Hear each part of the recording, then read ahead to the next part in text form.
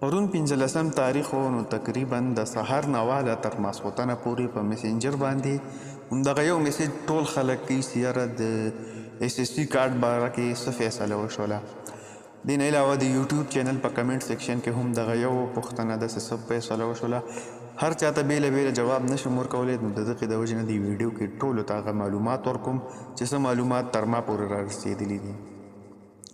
په اول نمبر باندې داسې د یونیسیار د خوا نه هغوی مخکې ورځو کې یو میټینګ کړی و. په هغه میټینګ کې د افغان کډوالو چې کوم مشر د هغه ورسره هم ناست و.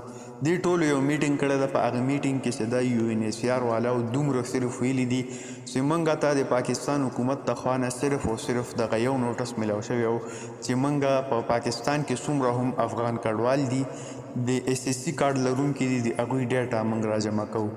دې نه علاوه موږ ته هیڅ یو خبره نه ده شوې د ویستو باره کې یا چې د دوی د نورو مسایلو باره کې موږ سره خبر نه ده شوې. صرف او صرف دغه یو مسله موږ ته راغلې وله چې موږ د دوی ډیټا راجمع کوو او د هغې اجازت ورته موږ ورکړی چې ټیک ته تاسو ډیټا راجمع کوئ. موږ ګورو چې په دې تېر وخت کې چې کوم غیر قانوني افغان کډوال موږ ویستل، په هغې کې څومره کډوال افغانستان ته تللي دي، اس اس سی کارډ والا یا پی او آر کارډ والا. دې نه علاوه موږ ته هیڅ یو خبره نه ده شوې. دا کم خبر گردش کې چلیږي دا صرف او صرف تر سوشل میډیا پورې محدود ده، ځکه چې سوشل میډیا باندې خو هر یو دروغ خبر دومره غټ ټرینډ جوړ شي چې هغه څه مثال یې نه وي. نو په دغې باندې چې دا تاسو دغې طرف ته مخ ماړوئ، دا چې دا ټول دروغ خبرې دي. فی الحال لا هېڅ خبره داسې نه ده شوې. پاتې شول د سوشل میډیا دا یو څو یوټیوبران، په دې کې 3-4 کسان داسې دي.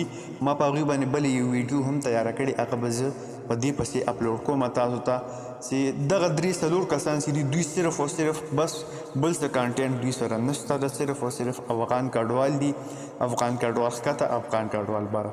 یوټیوب چینل یې تاسو ټول وګورئ، ټول په اس اس سی کارډ او پی او آر کارډ او غیر قانوني د ځان نه یو وکیل جوړ کړی د لارې ګودرې ښیي، په دې لاره لاړ شئ، په دې لاره لاړ شئ چې په هغه لاره باندې تګ هغه د افغانانو په وس کې نه ده. په هغه لاره باندې تګ هغه کس کولی شي چې کم از کم 15 کروړه روپۍ ورته پرتې او هغه په هغه لاره باندې تګ کولی شي.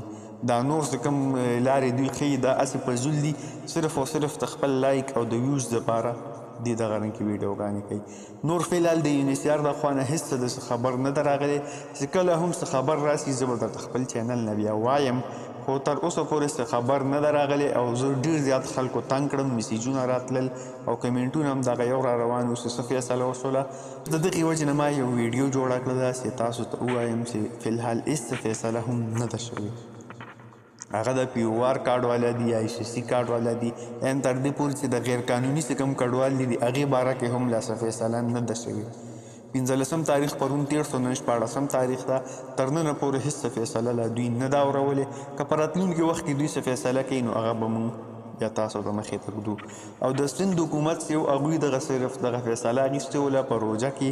نو په روژه کې به تاسو ته یاد وي چې د افغانستان او پاکستان ترمنځ هغه جنګ شوی او د جنګ نه بعد چې ده دوی دغه فیصله واخیستله او دغه فیصله چې وله دا صرف او صرف د سند حکومت کړې وله. او د سند حکومت چې هغه په سند کې خپل پاکستاني پښتانه هم نه پرېږدي، نو پاتې شول افغاني پښتانه، هغه خو به خامخا وباسي.